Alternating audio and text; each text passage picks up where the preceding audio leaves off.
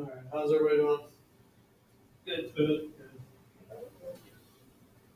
Okay, so I want to pick up where we left off last time, but I need to remind myself of where we are. So I'm going to go through these notes last time really quick, all right? So what were we doing? So we were interested in computing the two-point correlation function. And so we started off by pointing out that we had forgotten to take the t goes to infinity limit. Not forgotten, we just kind of swept it under the rug. And so we put it back in our vertex function. And when we did that, and we computed everything, we found that it was ill behaved. In other words, when we take the t goes to infinity limit, this piece of the theory blows up. Right? And the way that we can get around that, though, is by making the energy, or the zero component of the core momentum, slightly imaginary. Right? Because once we do that, we get something that's well behaved even when we take t out to infinity. Okay? And this was justified, like you said, because you have to do it in order to be able to compute the Feynman propagator, right, for either the Klein-Gordon or the Dirac theory. Right? So we had done something like this where we had rotated the integration off of the real axis anyway. So we felt like we're making progress, right? But then we said, okay, wait a minute, let's look at one of these diagrams that pops up in this expansion, and these are called vacuum bubble diagrams. The reason they're called vacuum bubble diagrams is because there's no external points, right? So they're in the vacuum and they're bubbles, okay? And so we said, all right, well, let's look at this. Let's apply our Feynman rules and see what happens.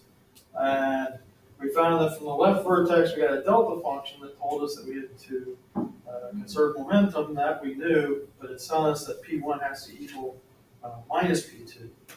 And if we apply that to the other vertex, then we end up getting a delta function that blows up. Right? And so that's troublesome. But we said if we look at this thing in position space, it's not too surprising, right? Because the vertex rule is basically an integral over all space and time over some, integrating a constant over all space and time. And so the fact that you get infinity from this thing is not really that surprising. Okay? And it's just telling us that this process can occur at any point in space between times minus infinity and plus infinity. Okay? So basically, contributions from diagrams popping in and out of existence at all points in the space over the life of the universe, right, or the age of the universe. And it turns out that every disconnected piece, in other words, every disconnected diagram that doesn't have any connection to an external point, gives you these factors. Okay? And so then we started worrying about, well, maybe, we should be worried about this, right? So we considered a typical diagram, right? This simple looking thing. And so this is one diagram inside the parentheses. It's made up of one piece that is connected to external points, and then there's some disconnected sub-diagrams. Right? And so we went through this exercise of just pulling out the bubble diagrams, right? So we put together a set, right, where each diagram here is unique in this set, right? And then we went about computing the value of this diagram, right, this full diagram. And we found that, kind of naively, you can write it like this. So it's the value of the connected piece times the product of, these disconnected subdiagrams, right?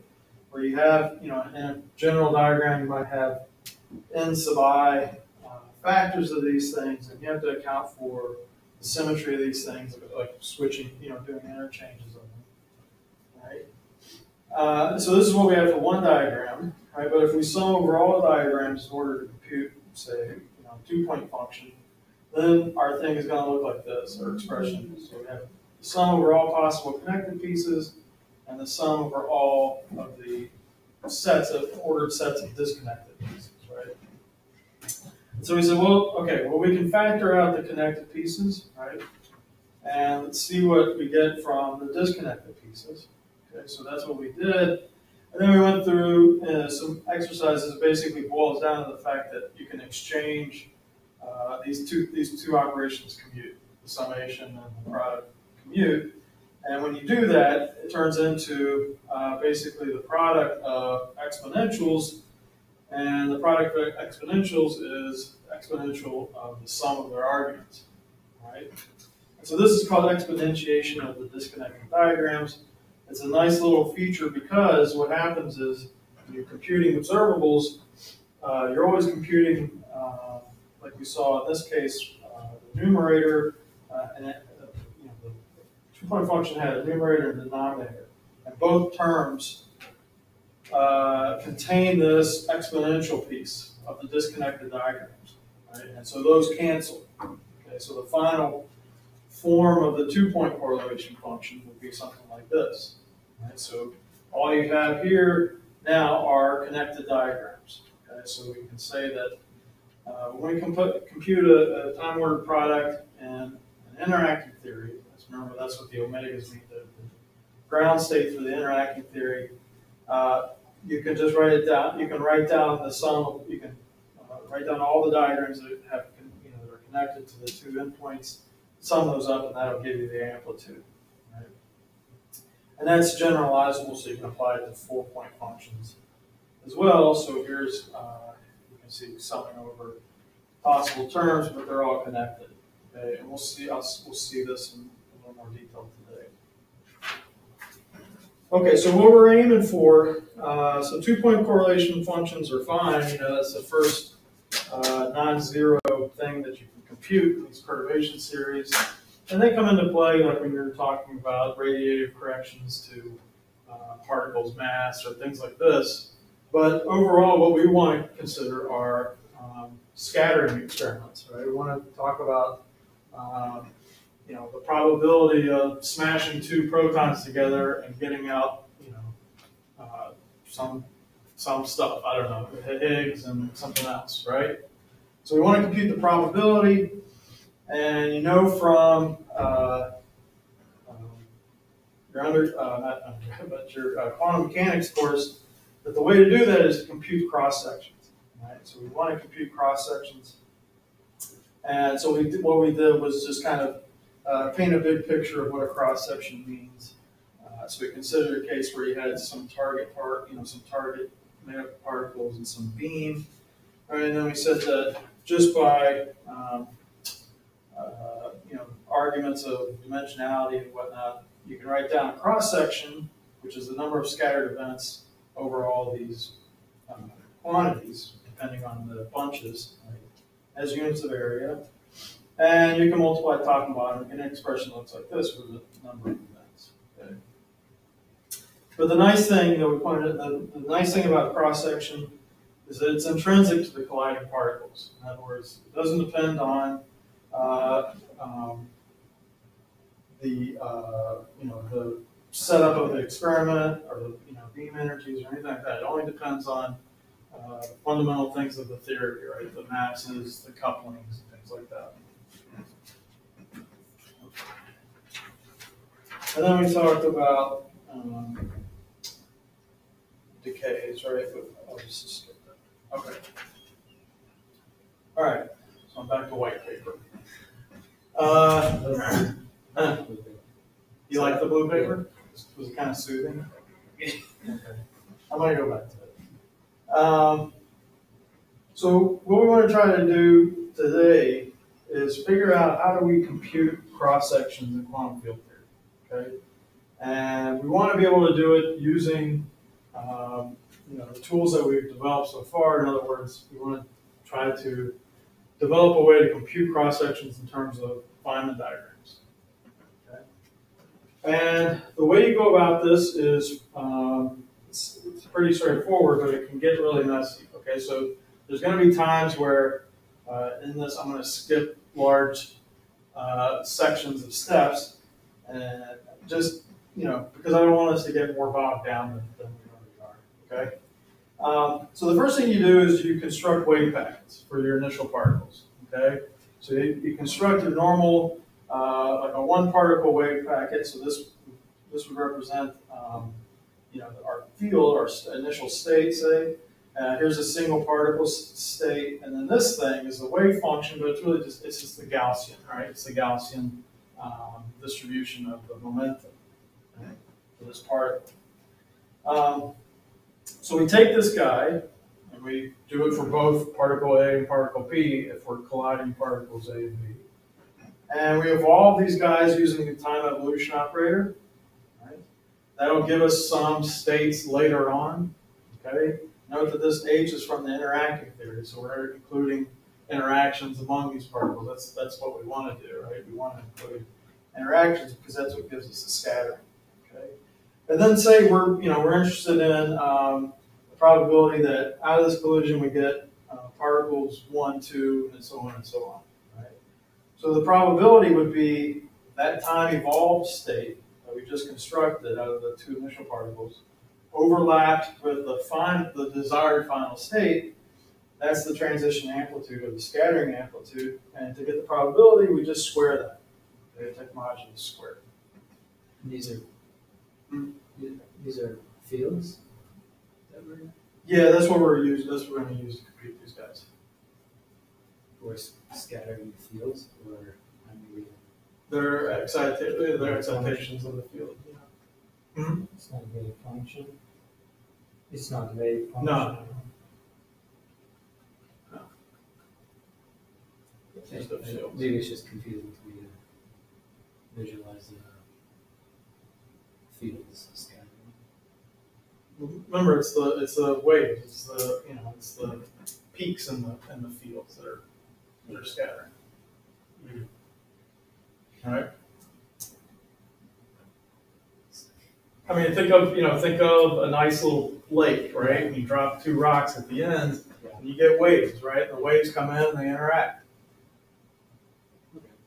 Okay. Makes sense. That's kind of a very simplistic picture, but that's what you want to keep in mind. Okay. And a key point in keeping this thing manageable is to realize that you're constructing these states, initial states, in the very far past, right? Compared to the interaction time. So the interaction time is very short, and so compared to that time, when you set up the state, in other words, when you fired those two particles at each other, they're very far apart, right, in space and time. Okay, so that allows you to construct well-localized, Gaussian distributions for your momentum. You don't have to worry about any overlaps or anything like that. Okay, and it'll simplify our lives a lot when we start to compute this thing in a little more detail. Okay, and so you assume the same thing for the final state. Now there are some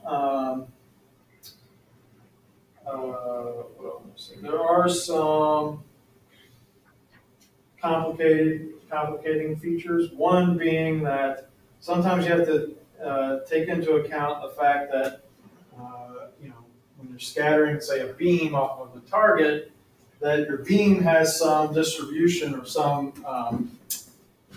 what's the word I want to use? Yeah, I guess distribution in the transverse plane. All right, so the wave packets, it's not just one single wave packet. You've got kind of wave packets stacked on top of each other like this. Okay, and so you want to define something called the impact parameter. So remember, the impact parameter is kind of the transverse distance from the target, right, off of the beam line. And to do that, you can include a factor that just comes from basically the spatial translator, or the translation operator, spatial translation operator, that looks like this. Right? So in the end, when you construct your initial state, you can glue these things together, and you get something that looks like this. And you just include this kind of correction factor that won't play a big part, but it's important to include it. Okay. All right, so that's what our initial state looks like. So you can do the same thing for the final state. Okay, you could go through the same arguments and construct this thing, but it's a lot easier and it's more hand wavy. Okay, it's not as structured as what we've done so far. But what you can do is instead of working with these states, just work with what we call the out state. So this state right here, where you have you're just worrying about the it's like, a bunch of particles glued together, right? The final state. Okay, so these are like discrete particle states. Okay, so you do that, you overlap this thing with that out state, and then you can compute cross section, and then at the end you put in some normalization factors and stuff that would have come from constructing an analogous state like that from the final state. Okay. So in other words, we want to compute. We want to take this guy and dot it. Where did I do it? And dot it into this guy. Okay. So that means that we want to compute this. Right. So this is the thing that's inside of that interval. Okay. It's being integrated with the Gaussians and some factors of E, A, and B. Okay. And so this is where things can get out of hand very quickly. Okay. Uh-oh. All right. So what we want to do is we want to sit back and think for a second. Okay. So this is what we're at. All right. But remember that this thing, I forgot this sheet in here. This thing is the initial and the final state prepared at very far in the past and very far in the future. Right? And so we can write it like this. So this is like the initial state before we propagate it in time, right? And this is the final state before it's propagated in time. And take the limit as t goes to infinity. Okay? And this thing, if you remember from quantum mechanics, is just the two initial states, it would be like the Schrodinger states, sandwiched around the time evolution operator. Right? And these states are separated by a total time of 2 times big T. Okay? So this is what gives us the relationship between the in and out states, so these guys. And they're basically limited by a sequence of unitary operators. In other words, you can construct this thing from a sequence of tiny time evolution operators that would take you through time. And this operator, this thing, is what we call the S matrix. Okay. So in other words, what we're saying is that in general, when we want to compute this transition or this scattering amplitude, what we need to really compute is what's called the S matrix, or the S matrix element between this initial state and this final state. Okay. And remember, all the time dependence has been extracted inside this S now. Okay, and you'll see what comes from it in a second. Okay, so what do we expect about this operator? Well, we know it's unitary, right? And anytime we construct unitary operators in quantum mechanics, we don't want to screw up probability, right? So there are certain restrictions on the form of this guy. And one of the restrictions is that, as you take, say, in this time, the time parameter to 0, you would expect this operator to become the identity operator, right? In other words, it's what we call continuously connected to the identity operator. You guys remember this from quantum mechanics? Yeah, t equals 0. Wouldn't that be the time right when they interact with each other? T equals, well, or t goes to 0? Because we're putting one of them at minus infinity and the other at positive infinity. Okay, so yeah, well, I mean, I didn't mean technically. I just meant if we take the interactive, if you reverse the time evolution back to the initial. If you don't time evolve, right? Yeah, I think that would it be equivalent to say taking the interacting piece to 0, right? That puts e to the 0 to get. Because isn't it for non-interacting? Aren't we seeing? We're trying to eliminate the interaction. to get for zero. Yeah, I mean, that's what we're doing, but,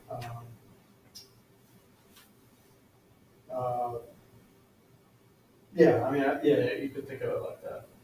I mean, that's fine. I mean, that's what I'm getting at, but, But to take t to zero? yeah, it's not taking t to zero. But it's like, like I'm saying, like reversing the picture where they, so you're reversing the time evolution back to whatever the original time was. In other words, they're not interacting. I don't know if I'm making sense, but yeah. So just forget what I said. Okay. So for non-interacting theories, all right, if you don't have any interactions, or there's cases where most of these times they're shooting these bunches at each other, and the bunches pass right through each other. They don't even interact. Okay? Yeah, that's the impact perimeter, right? Or, No, it doesn't even have to be that. It just means that they pass right through each other. Right. I mean, they yeah, that. so Yeah. in the case where they pass through each other, the interaction term is zero. Yeah, they just don't interact. They just miss each other. Right. Yeah. Anyway, so the whole point of this was that in those cases, the S matrix should reduce the identity operator. Okay, so in other words, the particles, the initial and the final state particles aren't interacting. And what we typically do is to isolate the interesting stuff from the non-interesting stuff. The non-interesting stuff being scattering. We write the S matrix in terms of a T matrix. Okay? And then we'll write the T matrix in terms of the U matrix. I'm just kidding. But no, so we'll rewrite the S matrix, so the scattering matrix, in terms of a non-scattering piece, and then the T is going to contain all the scattering stuff. Okay, so when we start to compute Feynman diagrams, we'll start to try to compute 4-point correlation functions or scattering amplitudes. We'll see pieces of this identity operator coming out. Right? We'll see diagrams that don't cross. You know what I mean? That you have two lines that don't touch. Okay? And we'll just attribute those to the identity part of the S matrix. Okay. So in general, we expect that we're going to conserve form momentum, okay? And so a lot of times you can simplify the definition of the T matrix, which I have here, by pulling out that over. So you're going to get this overall Dirac delta function that tells you to conserve form momentum, right? And it comes out in every single calculation you do. You guys took the summer class, you know where it comes from, right? You can see it more clearly in the path integral formalism. But here we're just, it's just common sense, okay? So you just go ahead and pull that out, and this factor 2 pi to the fourth also comes along for the ride. So just go ahead and pull that out. And so the thing that we're interested in when we're computing the S matrix is the T matrix, and when we're computing the T matrix, then the thing that we're interested in is this matrix element M. Okay, so this is the thing, this M is the thing that we're going to compute in terms of Feynman diagrams. Okay, so we'll be interested in some particular process, right, with momentum assignments, and we'll compute this thing by using Feynman diagrams along with our Feynman rules. Okay, and the nice analogy is that, if you remember scattering theory from quantum mechanics, this thing is analogous to the scattering amplitude, right? In quantum mechanics, remember when you're computing scatterings there, and you want to compute cross section, something you observe, but the fundamental thing that you compute is the scattering amplitude, where you use like the Born approximation and whatever else there is. I can't remember the other stuff. Okay. All right, but that's the thing. So, and then in our case, this is the thing, this M, okay? And depending on the book, sometimes you'll see this called A. Okay? So it just depends on the book. All right. The nice thing about this matrix element is that it separates the dynamics from the kinematics. In other words, you'll see in a minute that when we compute these guys, we have to integrate, over we have to integrate over final state momenta and, angles and all this stuff, right? But when we calculate this matrix element, it just has to do with the particles, right? The particles, the interactions, and things like that. So that's what I mean by dynamics. Kinematics is all the other stuff, what happens after, the interaction or before. Okay, like I said, we'll use Feynman diagrams to compute this M, right? But before we get there, we have to keep trying to figure out how do we compute cross sections in terms of M. Right, so that's what we want to try to answer next. Okay. All right, so what we want to do is we want to go back to this idea that we're after computing this scattering amplitude, right? And from there we'll be able to compute the probability, and from there we can relate it to a cross section. Okay? So the first thing we want to do is start by computing the probability for the initial state to scatter and become n particles, whatever our final state is. Right? And so we would write down something that looks like this. Okay? So you can see that the probability is, like I said, the modulus squared of that scattering amplitude. And then because we're interested in any final state configuration, we integrate over all the final state momentum. Okay, so we have to sum, it's basically like summing over all the possibilities. All right? Okay, so from there, you have to now I don't want to say a lot of stuff, but you can go from probability and you put in like flux factors and all this stuff. The point is that some magic happens, okay? and like I said, there's a few pages of Peskin devoted to this, okay? And I wish I had time to cover it, but I don't. But the point is, it's not essential, okay? You're going to see that I'm going to get down. So we're after a formula for the cross section in terms of this M, this matrix element. Okay, and to get from here to that, like I said, it's a lot of just scattering type stuff. Like the flux and different factors come in and out. Okay, but I'm just going to write down the answer. All right, and like I said, if you're interested, you can go look at Peskin to see the derivation. All right. So this is what you end up with. Okay, so you go from, by including flux and all this other stuff, you can write down the differential scattering, or differential cross section. Okay, and so you see some factors that you're used to seeing, like this 2e and A and 2e B. This is coming from, I can't remember. It's the relative velocity between the two particles. Okay, so most of the time, if you're computing stuff for the LHC, you would just take that to be like 2 times c, the speed of light, right? Or just, it's relative, so it'd be 2, okay? Or you just set c to 1, it'd be 2. Yeah.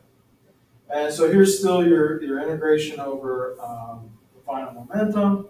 Here's the matrix element squared, right? And then finally, here's the factors that we talked about that come out of the T matrix, this 2 pi to the 4th and the 4 momentum conserving delta function. Okay, so this is where you would start. If I said, compute the process for, 2 phi, go to 4 phi and phi to the 4th theory, right? You go and you'd be able to compute this thing, right? But then you would have to construct the phase space. That's what this is, the momentum phase space for a 4-particle final state. Okay? I'll never have you do that. Because that's really hard. Okay? That you would have to go straight to a computer, basically. Okay? But you can do 2-particle final states pretty easily. Okay? So the way it goes, is you want to. So here you would have, say this one piece for, say, P1 and one piece for P2. Okay? And then you would have this delta function that says that the PA plus PB minus P1 minus P2. Right? So you'd be able to use three pieces of this delta function to integrate over three that say one of either P1 or P2, one of those intervals. Okay? And so that's what I did here. Okay, so here I'm just working with the phase space. So what I call this d pi 2, it's this stuff and these factors here and this. It's everything besides the matrix element, basically, squared. Okay. So I integrate. I'm using the delta function, right? So I end up with just the integral over P1 now. I still have this factor of E2, and that's where you have to be careful because now you have to remember that E2 is not P2 squared plus M2 squared, it's P1 squared plus M2 squared because of the delta function. Okay? And then you're left over with the energy delta function. Okay? And this thing, PA plus PV, just gives you the center of mass energy. The zero components of that. Okay, so you've got this delta function, and what you want to do is try to use it to integrate over this P1. Okay, so you have to use the trick of integrating over a delta function that's a function of the variable that you're integrating over. Okay, so that's the one where you have to you take a derivative of the function, and then you find the zeros, right? Hopefully you know what I'm talking about. But anyways, so you want to do that integral over P1, okay, using this delta function. And like I said, it's a function of P1, right? It has two P1s inside of these E1 and E2. So once you do that, you get something that looks like this. Okay, so I just use the delta function. And this is where that term comes in, that 1 over finding the roots term. Okay? Just go look it up. You guys aren't familiar with what I'm talking about? Yeah. I mean, it's a pretty common identity, how to integrate over a direct delta function that has a function inside of it. I think it's in Jackson. If you go look in Jackson. Yeah, I think that's dotting this out. Yeah, you run into it a lot. Okay. So you can simplify this stuff. I can pull it. What's that? I'll probably need to look it up again, though. Yeah. So you can simplify this stuff, and you get down to some factor that looks like this. Okay. Note that in the high energy regime, this thing's just going to reduce to 1. This ratio right here. Okay. Finally, most of I don't know of any cases that aren't azimuthal, that don't have azimuthal symmetry. Right, so you can go ahead and integrate over phi if you want to. So you can integrate over phi, pick up a factor of 2 pi. Right? But most of the time, what we do is because remember on the left-hand side we had d sigma over here. So a lot of times what we do is just write this as a differential cross section. So we take the d omega that's left over and pull it over to the left-hand side. Right, so we have the differential cross section, and it's in terms of matrix elements squared, and you got the magnitude of the P1 vector, but everything else here is easy to write down. Okay, and here we're assuming that we're in the center of mass. You can write down lab frame or fixed target frame or whatever, but center of mass frame is usually good enough for theorists. Okay. We do things in the center mass frame, and then if we have to, we plug it in the computer and boost it to the lab frame. Okay. All right. And then there's an extra special case. The case is super nice, and that's the case where you're scattering 2 particles off of each other, and you get the same 2 particles in the final state. So all the particles have the same mass. And if that's the case, all of this stuff reduces down to just this. Okay, so if you were doing what's it called, Baba scattering, where you scatter two electrons or 2 positrons off of each other, there you would have the same masses, and so you could go straight to this formula once you write down the matrix element. Okay, and so those matrix elements are going to have angular dependence, right? So if you wanted the full cross section, you have to integrate those matrix element squares over the angles. Okay, we'll see more of that later on. Okay. All right, so this is the answer to the question we were trying to get to, which is how do we compute cross sections in terms of matrix elements? Okay. All right. So we just got a handful of formulas. This is the most general, right? This is for the case of 2 to 2 scattering, which is the most we'll do in here. And this is the case for 2 to 2 scattering where they all have the same masses. And obviously that would be applicable to where you consider all the particles massless, right? Okay. All right, so some time for some more hand waving arguments, okay? So again, we want to try to compute this S matrix in terms of Feynman diagrams. Okay, so we want to relate factors of fields and all this stuff to basically to pieces of Feynman diagrams. Okay, and it's going to be a lot like what we did for the 2-point correlation function. There's just going to be some important differences. Right? So we start with the definition of the S matrix, which we wrote down a while ago, right? And what we want to do is remember that these things are the states, the initial and final states. They're the states in the interacting theory. Okay? And just like what we did in the calculation of the 2-point correlation function in the interacting theory, we want to get rid of these interacting states and replace them with non-interacting states. Okay? And so if you go back and you look, we went through a derivation where we wrote this guy, the interacting theory ground state in terms of the non-interacting ground state. What did I say? The non-interacting theory ground state. Okay, and we got something like this. Okay, so we want to do the same thing for these guys. Okay, so in other words, we want to do something like this. We want to rewrite this state in terms of the non-interacting two single particle states. Okay, and you see that the factor e to the minus IHT is coming along. Okay, so I wrote proportional to because we don't know what this thing, what the analogy of this thing would be in this case. Okay, but let's just assume that this is we can work with this. Okay, it turns out that finding this relationship, the exact relationship, is not easy. Okay, surprise, surprise. It's not easy. Okay, but I'll wave my hands here in a minute and tell you how we can get rid of this proportional sign. Okay, so let's do that. So let's take this state of this form and write down the S matrix. Okay, and if we do that, we get something that looks like this. Okay, so we have this guy, right, which is the S matrix, right, and then we plug in these expressions here.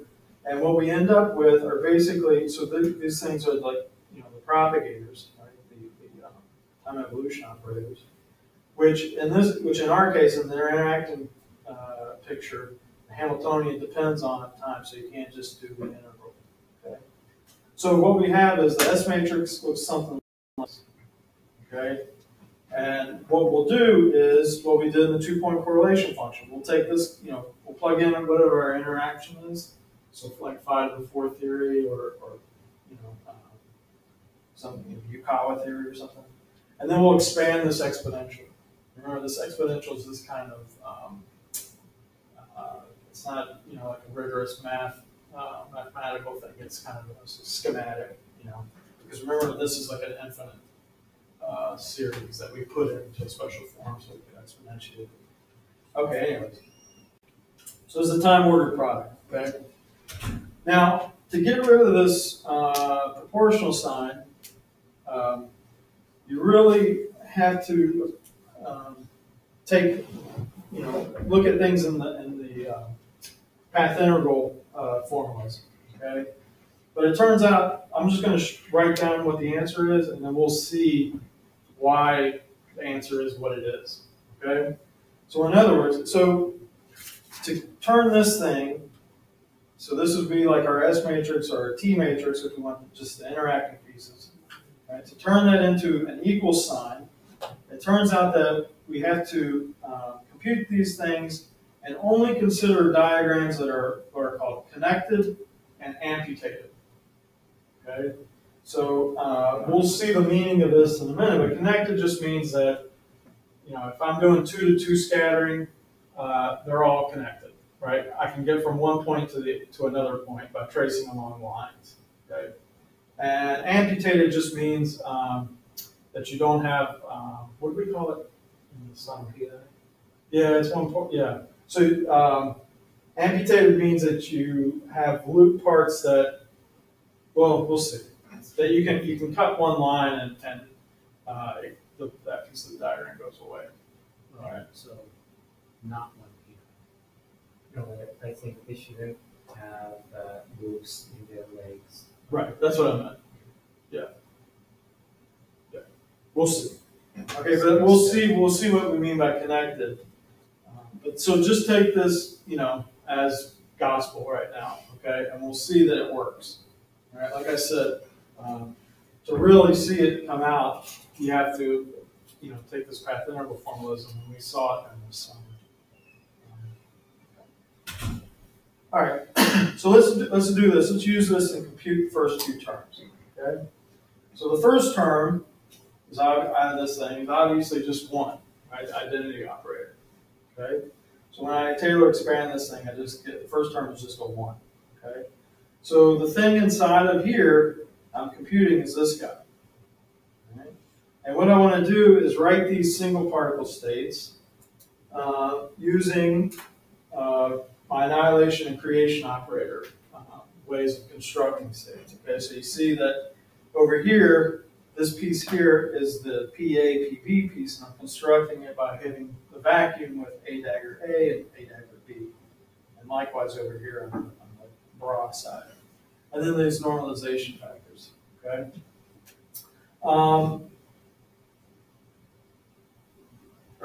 And then what I want to do is I want to put these things in normal order. Right? Yeah. Right? I want to put all the A daggers to the far left and all the A's to the far right. Remember, that's what we do when we do the time ordering.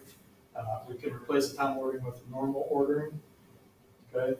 So we're doing the normal ordering here, and that's not shown, but so what happens is as I commute these A's and A daggers through each other, I pick up delta functions. Okay? So I get delta function that says, in this term that P1 has to equal PA, and in this term P2 has to equal PB. Well, that's just 2 particles, being created at points A and B and propagating at points 1 and 2. Right? They have the same momentum. The momentum is not changing. Right?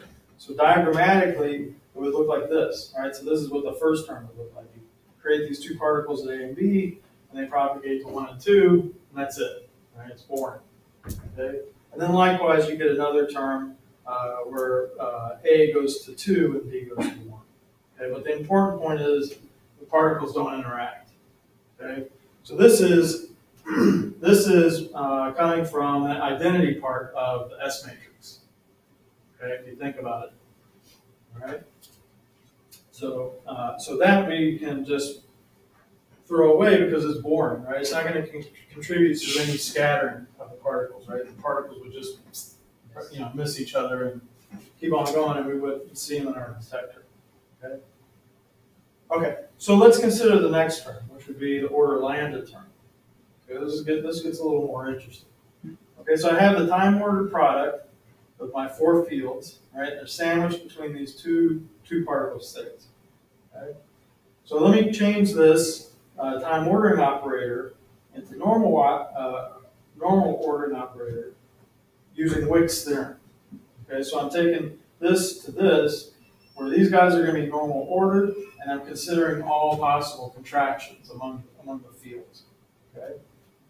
All right. So when we did this before, the 2-point correlation function, once we got to this point, we said, oh wait, well, if we have these uncontracted fields, we've got A's and A daggers floating around, and when they're normal ordered, A's are on the far right, A daggers are on the far left, and they're killing off vacuum states. Right? But in this case, We don't have vacuum states in the initial and final state. Okay? So here we can't throw those terms away because what's going to happen is, you're going to, 1A will be able to, hit the ket, right, and reduce it down to a vacuum state. Right? So since this doesn't equal the vacuum, we have to keep those uncontracted terms around. Okay, so what do we do with it? Well, let's look, so remember we can always split this phi I into a phi I plus and a phi I minus piece. Right? The phi plus contains the A, right? And the phi minus contains the A dagger. Is that right? Yeah. Yeah. Okay, so what we're going to do is we're going to do that for these fields. Okay, so these fields that are inside of here, we're going to split them into phi plus and phi minus. Okay, and they're normal ordered, so what's going to happen is all the A's are going to get pushed to the right, all the A daggers are going to get pushed to the left. Okay? So this is what we would have. So let's consider just this case where I'm writing the two particle state, I'm just writing it as a product of two one particle states. Okay? So what I would have is this guy, right, the phi plus, and it's operating on this. Okay? But this thing is made up of the vacuum state being hit by the A dagger, right, with subscript P. Okay, but what I have to do is put these in normal order, right? So I have to pass this A through the A dagger. Okay, when I do that, it's going to give me one term that's a delta function, and then another term that goes like A dagger A. Right? So the A will kill this vacuum state. Okay, and all that's left is this delta function. Okay, and that delta function is going to let me do this integral over K. It should be a D3. Right? So that will let me do that. And so what I find is that phi plus, when you have a phi plus and it goes all the way to the right, it gives you this factor e to the minus IPX times the vacuum state. Okay? All right? And like I said, these phi i's, these uncontracted phi i's, have two terms, the plus, right? And the pluses, like I said, are going to go to the far right because they have the annihilation operators in them. And the phi minuses have the A daggers, so they're going to go to the far left.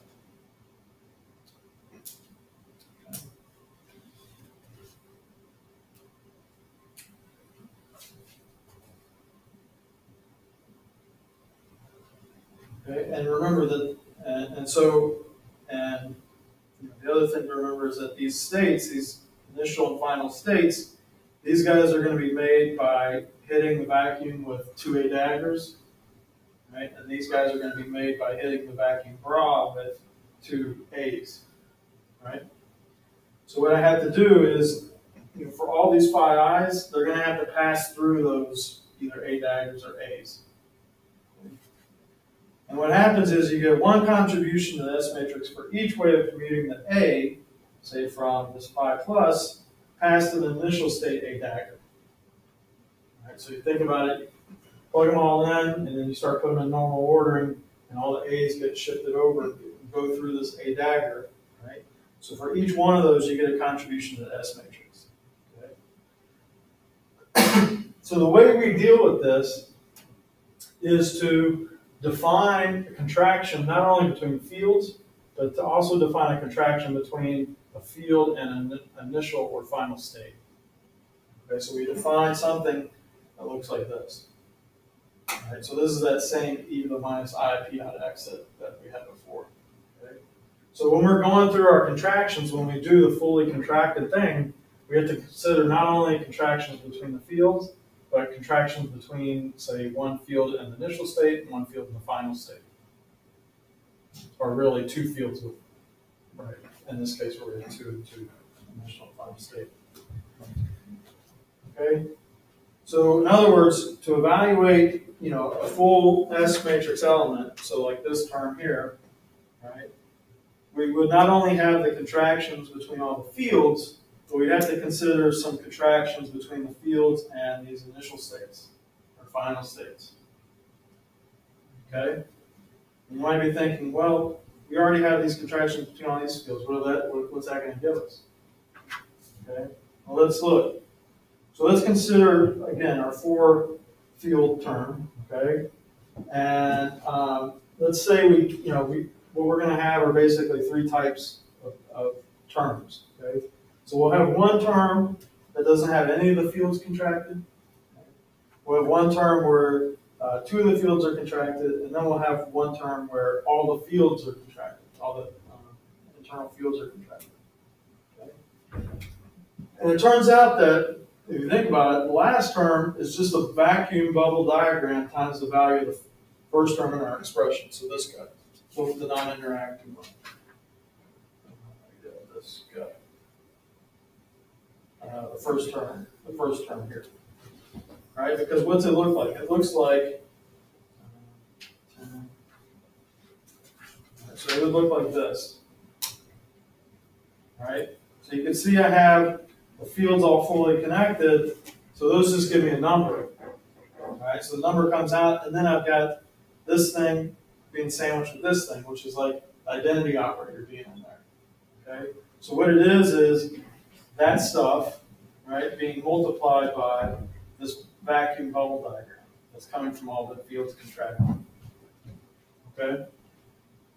So what this is again, it's another contribution. It's some higher order contribution, but it's a contribution to the identity operator term in the S matrix.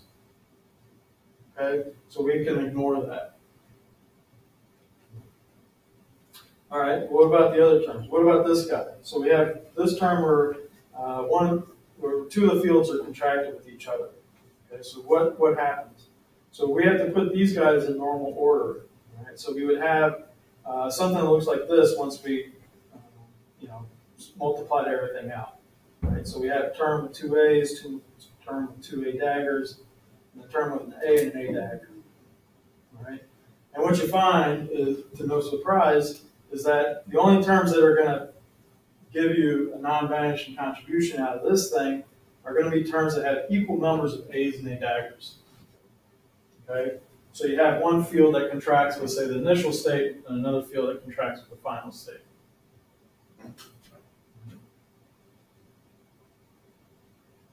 And what you'll have is, so you'll have these fields, one will contract with the initial state, one will contract with the final state. So that means you'll still have one initial state and one final state that are uncontracted.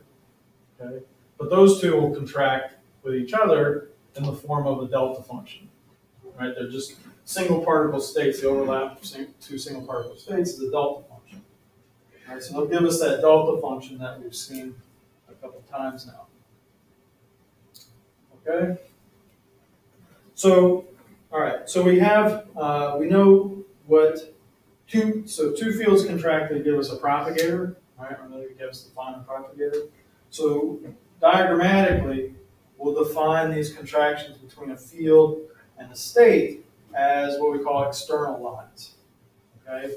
So the way this goes is, so this would be your external line, and you know that, in an interactive theory, this is going to be connected to some vertex. Okay? So that's what this little chicken foot is. Okay? It's like it's just a vertex. Okay? So this is the initial state, the particles coming in. Okay? And here's a final state contraction. So the external line is coming out of a vertex and coming out. Okay? So now instead of points, external points, our diagrams are going to be made up of external legs. They're not connected to any source. Not in momentum space. Okay. All right. So what do we find? So if we do that, those contractions, right? We find that our terms give us diagrams that look like this. Okay. So we get. So this is where the two fields are contracted on each other. These little loops. Okay. But you can see that they're basically corrections to that first non-interacting term that we computed. Right? Okay, and again, these are contributions to the identity operator in S matrix. Okay, so they're not interesting Okay, and what we'll do is we'll just throw them away because they're not going to contribute to any of the observables, that we want to see at an experiment. Okay, so I'll just end with the moral of the story so far, which is that so far we've seen that only fully connected diagrams, in other words, diagrams where the external lines are connected to each other, right? So I can get from one point in the diagram to another point in the diagram by following the line. I can get to any point, I should say. Okay? So only fully connected diagrams are going to be the guys that contribute to the T matrix. In other words, contribute to the scattering amplitude. Okay? Okay. So I'm going to stop there, and we're almost there. So we're almost there. So we just need to finalize a couple things, and then we'll write down the final set of Feynman rules for the fourth theory, and then we'll just kind of hand wave our way through the Feynman rules for Yukawa theory and QED.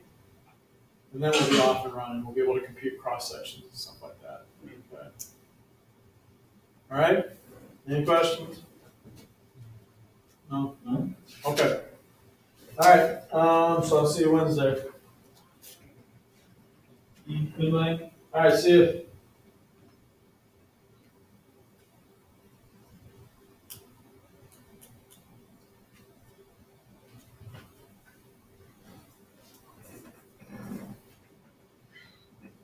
So it's actually the T part of S, which is interesting in interactions. Yeah.